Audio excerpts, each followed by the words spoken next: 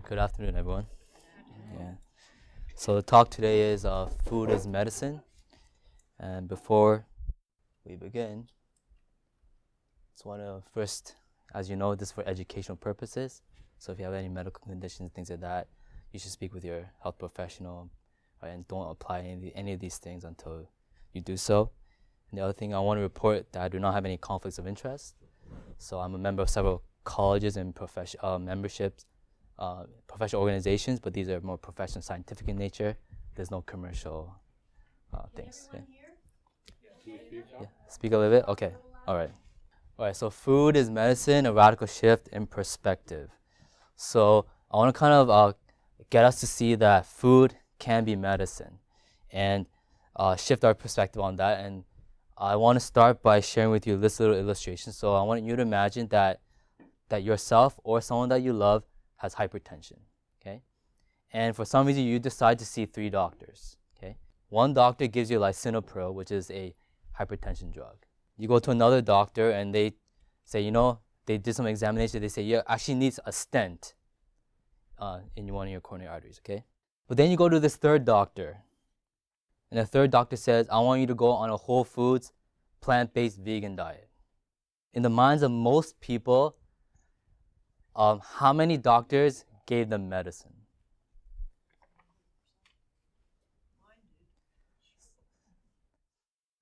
Yes, in most people's minds, only 2 of the doctors actually gave them medicine, right? This one here and this one here. Because a lot of times for us, when we think of medicine, we think of pills, tablets, injections, and surgeries. Is that right? Right? But today I want to kind of challenge that through some science and show you that actually food can be medicine. Now, I'm not saying that pills and injections and surgeries aren't important. They're obviously important, right? But food is also medicine. Okay, that's kind of my point. Make sense? Yeah, okay. What's that for up there? This is actually a hypertension drug. Yeah. All right. So I want to make three kind of arguments today why food is medicine. First is that most of the diseases of today are lifestyle-related diseases. Second, food helps to treat the root cause of a lot of our diseases. Okay? And third, the body has the ability to heal itself, and food supports the body in that process. Okay? So a lot of times we think that drugs is what's healing, and in many cases that's true. However, we have to realize that our body has innate mechanisms to actually heal itself. We need to use food and our lifestyle to support that healing. Make sense? Okay, so let's talk about the first one. Lifestyle-related diseases. The New England Journal of Medicine. How many of you heard of the New England Journal of Medicine? Okay, it's a big journal. Okay, they did for the 200th anniversary. They want to look back and say, okay, in 1812, when the journal first started, what were the doctors back then talking about? Does anyone want to take a guess what the doctors in 1812, what their concerns were?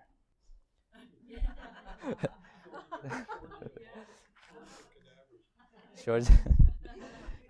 Maybe a few more other ones. Sorry. Food. Okay. Maybe one more. Yeah, like when they're writing in the New England Black Plague. Okay, I'll give you a few. Okay. Gunshot wounds. Yes, gunshot wounds. Rabies. Fainting spells. Okay. Get this one. Cannonball injuries. Teething. And then, quote, drinking cold water, end quote. Okay, so these are the concerns in 1812. Okay. Then they looked at, okay, in 1900, do you want to take a guess? What were the concerns in 1900? That's right, yes. That's right, yeah. So tuberculosis, gonorrhea, syphilis, diphtheria, measles, and so forth. Okay. Gonorrhea and syphilis, that's an old favorite back in 1700. And then in 2012, what were the major conditions? Cancer, exactly. Right. So heart disease, cancer, stroke. You see the change, yes? So we went from kind of infections and cannonball injuries and these other things, and now we are facing disease that are mostly lifestyle related. Is this right? Okay. The World Health Organization, they say by 2020, so in 2 years, 2/3 of all diseases will be related to lifestyle choices. Look at this here. So this is a paper that I read just 2 days ago. I want you to notice 2016, very recent. It's from JAMA. So do you know JAMA? Journal of the American Medical Association. The American Medical Association is probably one of the leading medical associations in the world. And the notice of data publication, April 10, 2018. This is very recent data, okay? This paper is pretty much reporting on the health of Americans. What is causing people to die and our health, and sicknesses. Do you want to guess what are the top killers in America today, as of 2016? Top killers, yes. Burger King. Top conditions. Top conditions. Heart disease, cancer, diabetes, yes. So here I listed a few. Okay, number 1, ischemic heart disease. Then you got cancer, COPD, Alzheimer's disease. I didn't know that Alzheimer's disease was so high, but it's really high. I was very surprised by that one. Colon cancer. Then you got like these other things, and diabetes and stroke. Okay, if you look at these, many of these are related with food. Is this right? Ischemic heart disease, Alzheimer's disease, colon cancer, diabetes. These are food-related things. Okay, the way that we eat, okay, are causing these. Yes, Alzheimer's. That's right. Yes. Yes. Yes. There's links with yeah. And in that same paper, I want you to notice this quotation. It says they were reporting on what are the major risk factors for these diseases. It was number 1, diet. Diet, tobacco use, and high systolic blood pressure were the leading cause of death, while tobacco use, high body mass index, and diet were the leading risk factors for disability-adjusted life years. These are life years that you lose because of disability. Okay, so I want you to notice first they rank diet. Okay, but I also wanted to point out high systolic blood pressure. What's one of the major contributors of high systolic blood pressure? Diet. Is this right? Diet. Okay, and look at this body mass index. So this is excess weight compared to your height. What's one of the leading contributors of excess weight? Diet. Okay, so the point is this. A lot of our diseases today are lifestyle-related diseases. A big part of that is our diet. So if our diet is contributing to our diseases, then what must be part of the solution? Diet. Okay. Lack of exercise too. That's what exercise is. That's true. Yes, exercise is really important as well. Okay. In that same period, they report behavioral risk factors accounted for the largest percentage of the attributable fraction of disability adjusted life years due to all causes. What this is basically saying is that for the amount of years that we lose because of disability, one of the biggest contributors is behavioral patterns, right? So things like we eat, lack of exercise, lack of sleep, these kind of things, okay? Notice they didn't say it's because we lack quality drugs. It's because we lack good surgeries, right? It's behavioral things, smoking, diet, these kind of things, right? So when we think about our conditions, so loved ones that we have that might have cancer, high blood pressure, diabetes, we have to think first lifestyle, okay? Then add drugs and other things as supportive therapies. Does it kind of make sense? Yeah, okay. So the first thing is a lot of our diseases today are lifestyle-related diseases. Second thing is we have to treat the root cause. Okay, this is extremely important. And in order to illustrate that, I want to use this picture. Pretend you had a faucet that was running, and it was making the floor all wet. Okay, so maybe like in this kitchen here. Is it any good to just start mopping the floor? No, obviously that doesn't make any sense. Well, yeah, what do you have to do? You have to turn off the faucet, right? So you have to deal with the cause. Some of you might recognize Mark Hyman here. He's an MD. Look what he says. He is a medical doctor who focuses on lifestyle medicine. Okay, look at this quotation. Disregarding the underlying cause and treating only risk factors is someone like mopping up the floor around an overflowing sink instead of turning off the faucet, which is why medications usually have to be taken for a lifetime. Okay.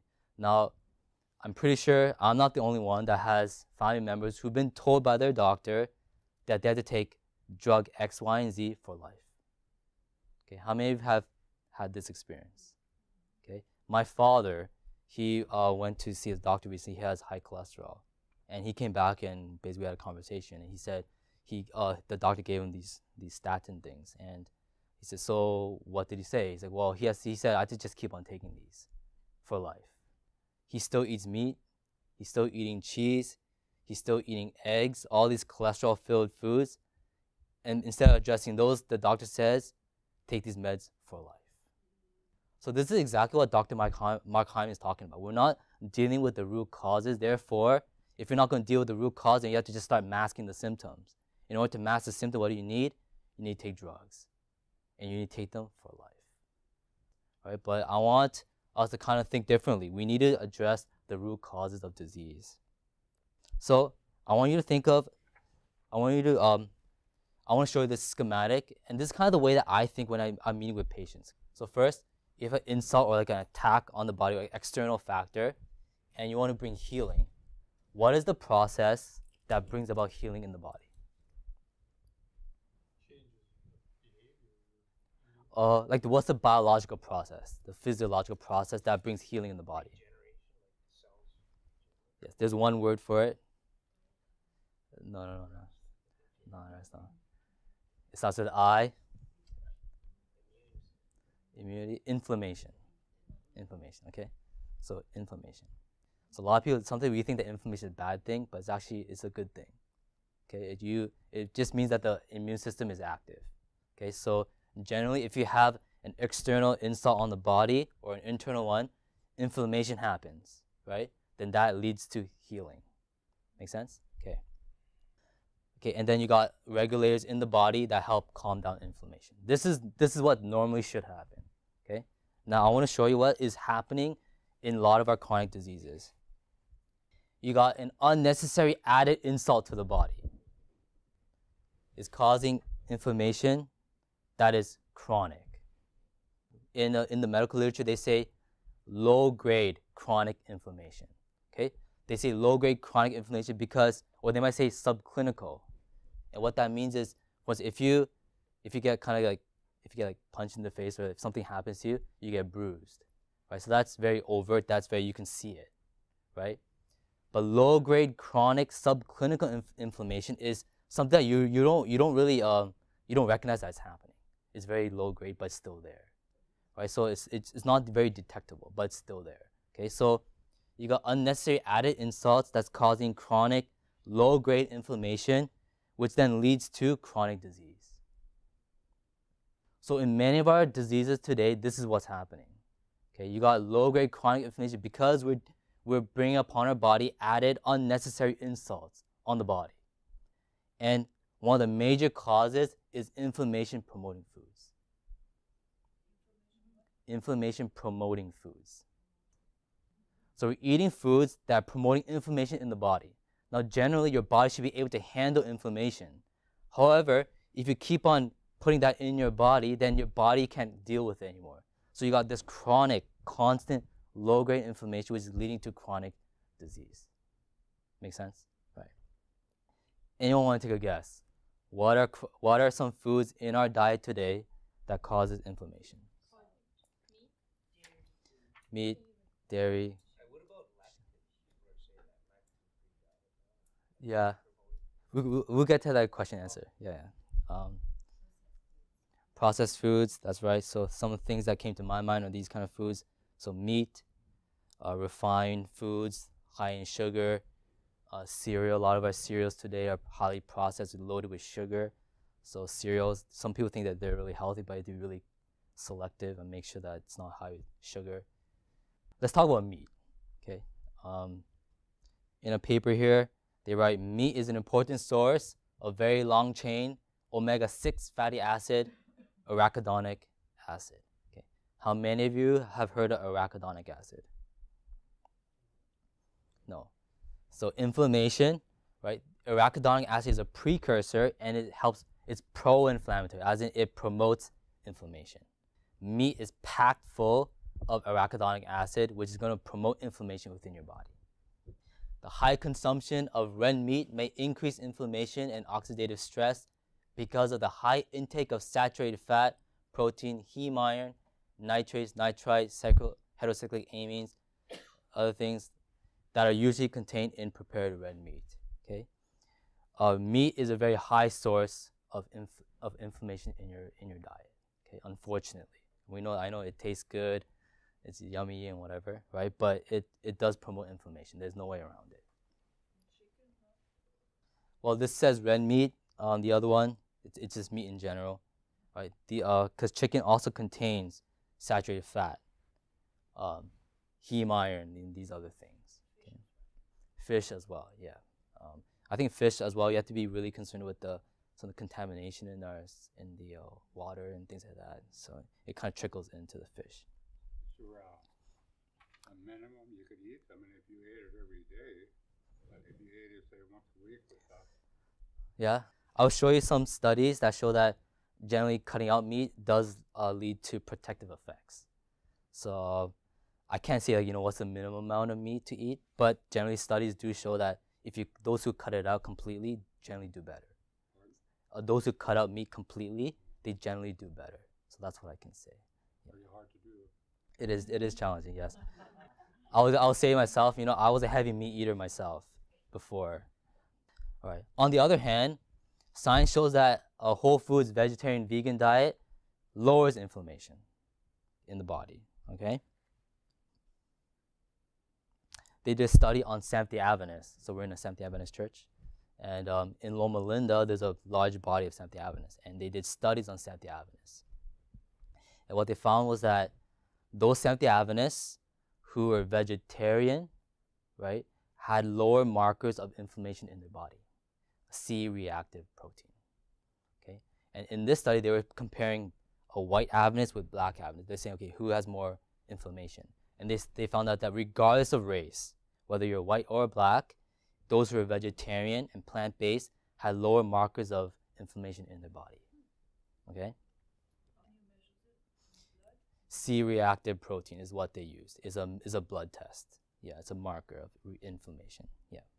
And when they study Seventh-day Adventists, what they realized was that they study like Adventists who eat meat, Adventists who are vegetarian, Adventists who are lacto-ovo, and then Adventists who are vegan.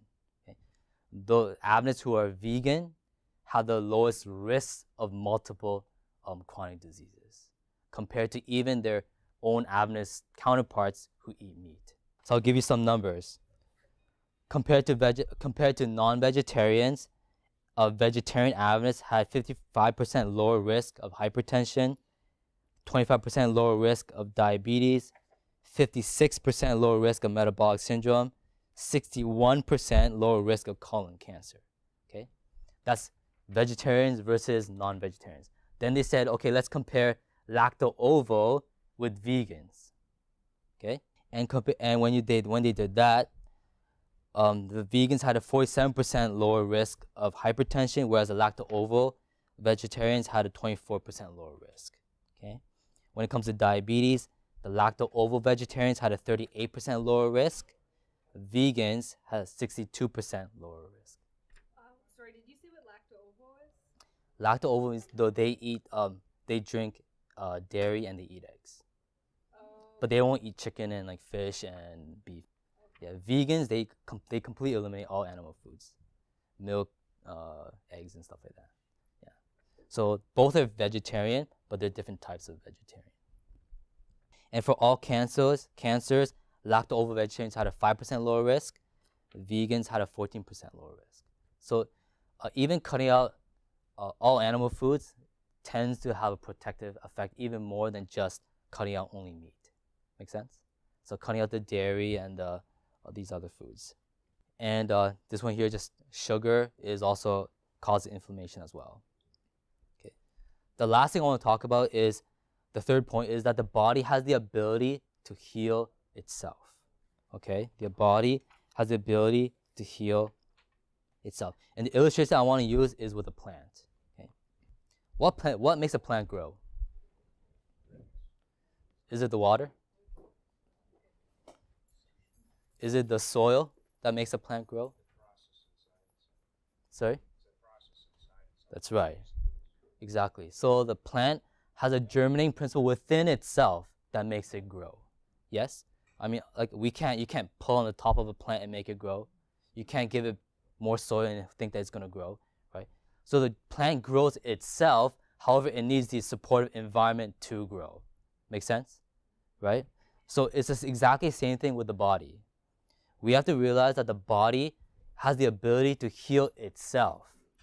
But what it needs is it needs a supportive environment from you to help it heal itself. Yes, but the body has the innate mechanisms within the immune system to heal itself. And this is extremely important to realize. So for instance, back to our schematic here, inflammation promoting foods cause chronic inflammation, which causes chronic disease. So we talked about eliminating the root cause. Let's get rid of this. Foods can also help with these regulators. Okay, so food can also support the body in fighting off the inflammation. Anyone want to take a guess? What are some inflammation regulating foods in our diet? So we talked about inflammation promoting foods. What are some inflammation regulating foods in our diet? Polyphenol, okay, so antioxidants and phytochemicals. And where we get them from? Blue. Fruits, right? Fruits, yeah. What else? So we got fruits, vegetables, oatmeal, yes, whole grains. So these types of foods. Okay, so your typical whole food, plant-based diet is what promotes a regulation of the immune system or inflammation. Okay, so for instance, whole grains, beans, nuts, these have fiber, which feed the good bacteria in your body, which then these good bacteria help regulate the immune system. Okay, this is cutting edge science. They're realizing that the bacteria that are in your gut, they're not just there to just kind of camp out, right? They actually communicate with your immune system, in fact, with your brain as well, which is called the gut-brain axis. But what they feed on is fiber. Okay, so if we're eating white bread, white rice, refined grains, they lack fiber. And you're not feeding the good bacteria. In fact, you're feeding the bad bacteria, okay? But if you eat whole foods, beans, nuts, fruits and vegetables, they have high fiber, which feeding the good bacteria, which they help regulate the immune system, which brings down inflammation, all right? And then fruits, vegetables, and these kind of things, they have phytochemicals, which scavenge free radicals, which limit damage and inflammation. Does everyone understand what we mean by free radicals? No. Okay, so you know the atom, right? An atom, there's electrons around it. It wants a full ring, right? Like a full. It wants its orbit to be full. Okay. If it's missing an electron, then it's going to desperately go around to try to fill its outer orbit. Okay. And when it doesn't, when it takes an electron, or when it starts sharing electrons, then it could cause damage. So this is called a free radical. The interesting thing about fruits, vegetables, and these things, they have something called antioxidants, which is they have a unique ability to give an electron without themselves becoming unstable. So this is really powerful. Okay, usually if you donate an electron, you become unstable yourself, the atom. So that itself becomes a free radical and causes damage. But fruits and vegetables and these other things, they have antioxidants, which is able to donate an electron to stabilize free radicals without themselves becoming free radicals. Now this gets me to my final point, which is if you follow the principles that we kind of talked about briefly here, the body actually has the ability to heal itself and to actually reverse disease. Okay. Now this is really important because in current medicine today, the idea that you can reverse a disease is not really well accepted. Okay, and I want to, as a case study, I want to talk about diabetes. Okay, so in this paper, this doctor writes about whether diabetes can be reversed. Now, before I begin, who here thinks that diabetes can be reversed? Yes. I guess that's the obvious answer, right? Obvious answer, right? But before they didn't believe it, okay? I want you to look at some quotations here. Type 2 diabetes has long been known to progress despite glucose-lowering treatment. This seemingly inexorable deterioration in control has been interpreted to mean that the condition is treatable but not curable. So let's pause there. Doctors said that diabetes could not be cured. It's not reversible. Why? Based on this. Despite there's no way to prevent the deterioration. Okay, what is not working according to these medical doctors? Pills they give you. Exactly. So if you lower, they're saying if you lower the sugar, it doesn't matter. It's still gonna. Well, what they're saying is basically they said we had these people with diabetes. We've been giving them glucose lowering drug. We've been giving them drugs, but their diabetes is still progressing. Therefore, our conclusion is that we cannot reverse diabetes. Why? Because our drugs are not working. Does that make sense? Okay, so that's what they're saying. Okay. However, now they changed their mind. So look at this. Type 2 diabetes has long been regarded as inevitably progressive, requiring increasing numbers of oral hypoglycemic agents and eventually insulin. But changes everything, right? Yeah. But it is now certain that the disease process can be halted. Type 2 diabetes can be understood as a potentially reversible metabolic state precipitated by the single cause of chronic excess intra-organ fat. All right, let's pause there. So now you notice they changed their minds. So before they said our drugs aren't working, that means the diabetes can't be reversed. You'll be on these drugs forever. Okay. Now they realize it's actually potentially reversible. And the reason why they changed their mind was because of bariatric surgery.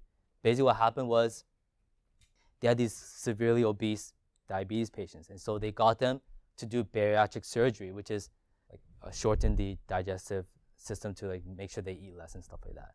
What they noticed was that after they went through this surgery, the diabetes completely reversed. Yeah, when they did the blood test, they were like, wow, the diabetes is completely gone. Okay, now get this. The observation that the normalization of glucose in type 2 diabetes occurred within days after bariatric surgery before substantial weight loss led to the widespread belief that the surgery itself brought about specific changes mediated through increasing hormone secretion. Okay, so let's pause there. What they're basically saying is that these doctors, they did the surgery. The diabetes completely reversed. So what was their conclusion? What was their conclusion about what caused the reversal? They said, it must have been the surgery, right? Often, so you see, this betrays the kind of the mindset of medical community sometimes, where we put so much emphasis on our procedures, the stuff that we're giving and the stuff that we do, that they think that's healing the body. But look on, it says, this reasoning overlooked the major change that follows bariatric surgery, an acute, profound decrease in caloric intake. So basically what happens when you go through bariatric surgery, your appetite plummets a lot. Okay, so then people start eating less. And what happens is all that fat that's stored in the organs that's causing inflammation in the first place, that's leading to diabetes, all that fat is shunted out of those organs, okay? Because the body needs to get its energy, right? So then that's helping to reverse the diabetes. So basically this author, and by the way, this is from Diabetes Care. It's the journal of the American Diabetes Association. It's a reputable journal, right? And so this guy's saying it wasn't the surgery. It was the fact that this led to people eating less, which then helped them metabolically. Makes sense? Yeah, that's what we need to educate people, because like doctors are well educated, but then sometimes they don't share the full picture. I guess that's the way I'll put it. Yeah. So we need to really educate people about what's happening in their bodies. And basically, if you read on in the study, and I won't bore you with that, but they did studies on instead of the surgery, they said, okay, let's just put people on a restricted diet, and pretty much they're reversing diabetes. So, but the point is this: you got a disease which everyone thought you can't reverse it, but now we know that the body can actually heal itself, right? And what you do, you have to eat properly, right? Support the body, and the body will heal itself. Okay, this is extremely important. And going back to your point about it being obvious, I had a patient when I was a clinic intern who had diabetes, and she came in. She's like, I have diabetes. I want help with this. And you know, as students, we have like conferences, which is all the interns, they sit around with the doctor, and then we kind of share our cases. I say, I have a patient with diabetes, and they and she's like, okay, what are you gonna do? I said, I'm gonna put them on a whole foods, plant-based, vegan diet. And then one of the other interns, she's like, are you sure about that? Because diabetes can't be reversed. I said, well, I believe that it can, right? And luckily for me, the supervisor said, okay, go ahead, right? So I talked to this woman, and this woman, she had a hard time believing me, this patient. She said, are you sure it can be reversed? I need to be on these drugs forever. I was like, no, I don't believe that. So I want you to go on a plant-based, whole foods, vegan diet with some exercise as well. She was on that for a few months. We redid her blood test. She completely reversed. So that's an example of how when you support your body, the body has the ability to heal itself. Food is medicine. So let's do a quick review. So what are the 3 points that we kind of talked about today?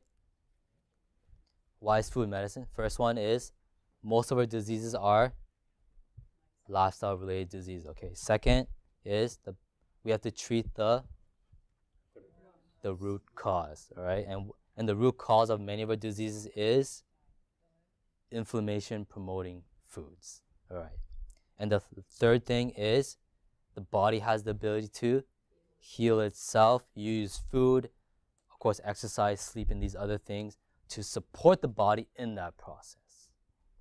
Now, again, this is not to say that there's no place for drugs and surgeries. There is definitely a place for that, right?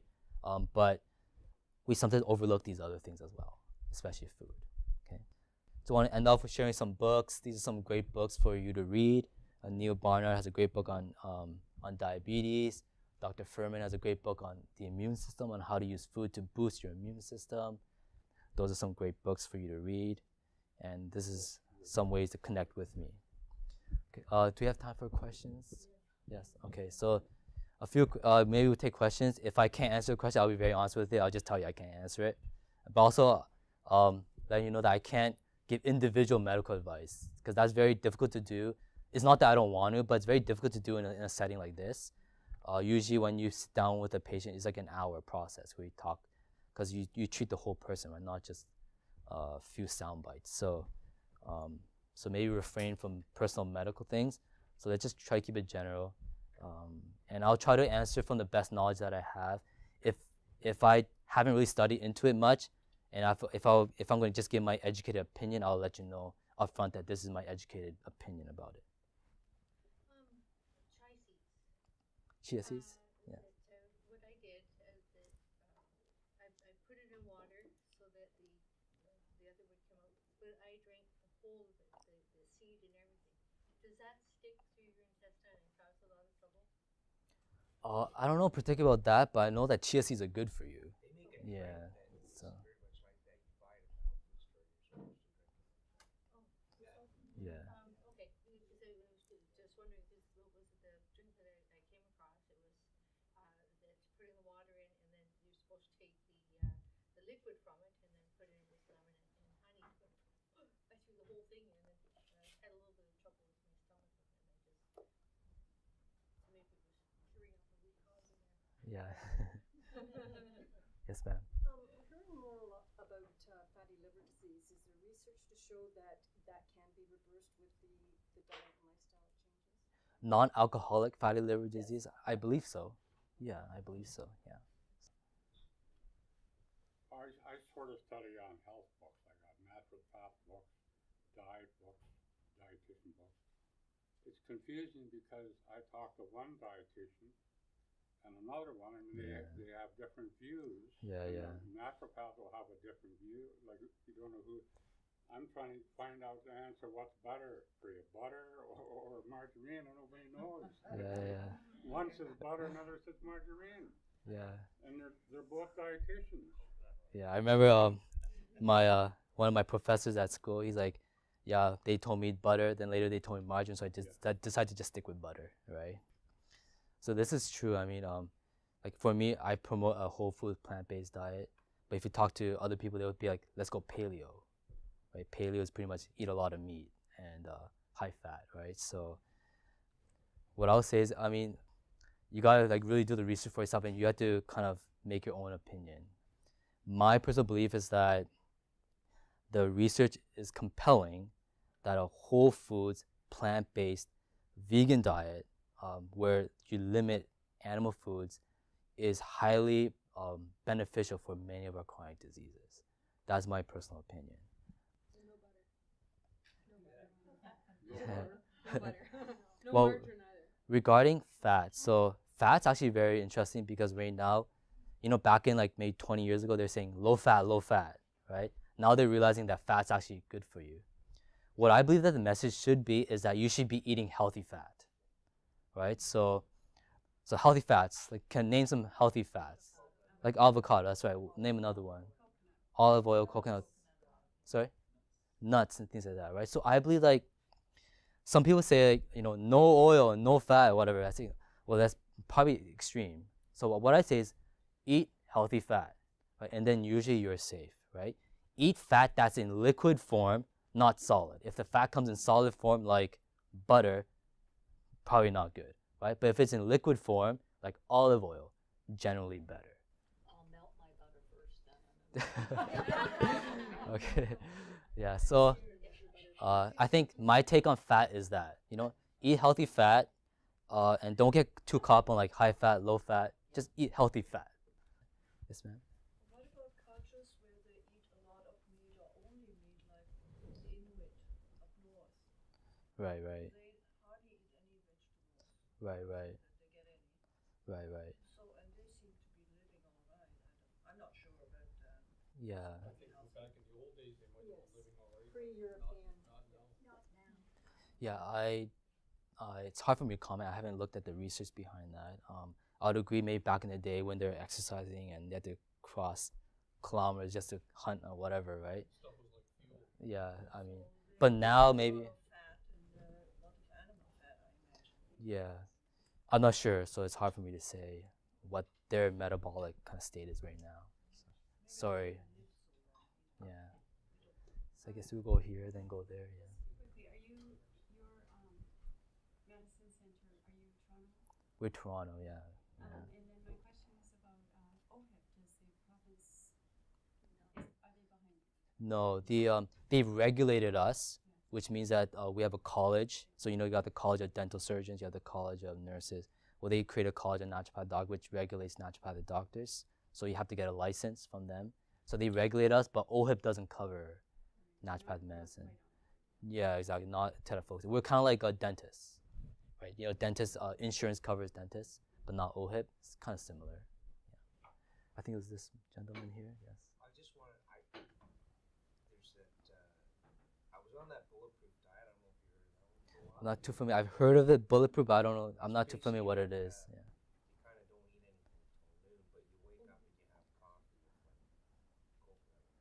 So MCT oil, things like that. Yeah. But I was on that, and then I found I couldn't.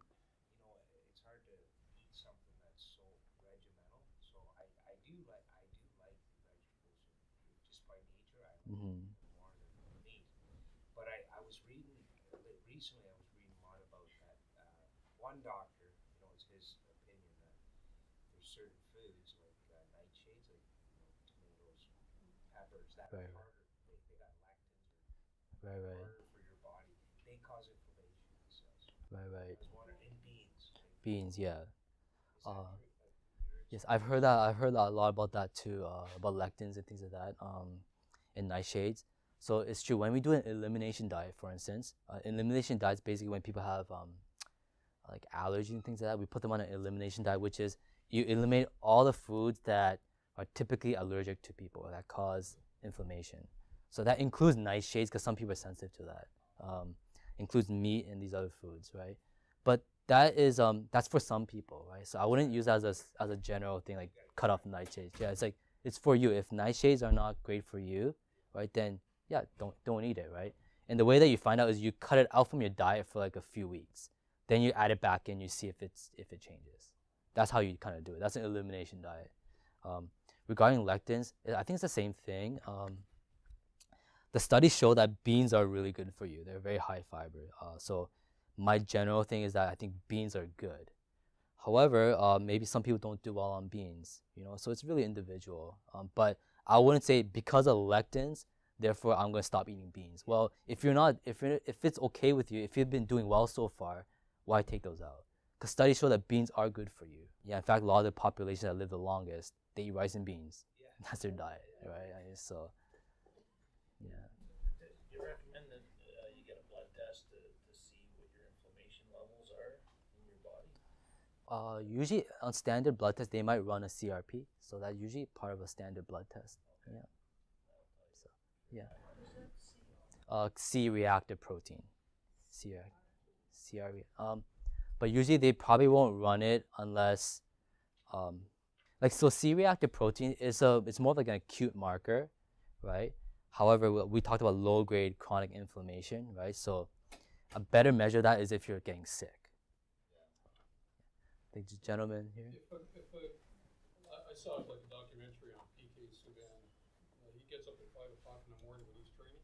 Yeah, yeah. His dad's got a steak farm ready about that thick. Yeah, yeah. So what's the deal there? Like, I mean, we know he's going to burn off,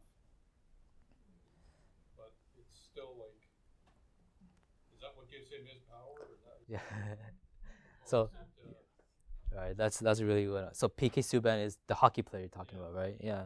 It's very interesting. There's a paper by the dietitians in America, the association.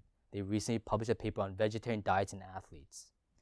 In that paper, they basically exonerate the fact that a vegetarian diet, even a vegan diet, can provide the adequate enough nutrients and protein for any athlete, right?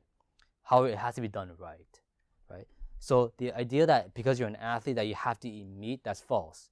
You can be an athlete, be on a completely plant-based diet, and still get your needs. In fact, a lot of athletes today are becoming vegan. So for instance, Zdeno Chara, you might know Zdeno Chara. He is today vegan. Same with he didn't have such a good. that's true. Yeah. Same with Kyrie Irving. If you know basketball, he's a superstar basketball player. He went vegan. Same with Damian Lillard. He's another all-star NBA player. He went vegan. So there's a trend today of athletes becoming vegan. In fact, there's a documentary that's going to come out in a few months, I believe. It's called, what's it called, Dale? Game Changer, which is all about athletes who are becoming vegan. So I think, yes, there are some vegan weightlifters, that's right. So, but I think athletes are, since they do exercise, and exercise itself is anti-inflammatory, they might be able to deal with a little bit more of the meat and things like that. I mean, if you're lifting weights every other day, training 3 hours a day, I mean, that's a lot of calories that you burn and things like that. So it seems like maybe their body might be able to handle the meat more. But I mean, most of us here are not that, right? So I think we have to be a little bit more, a little bit more, yeah. So. Yes, sir. Is meat like really hard to digest for your body to digest versus?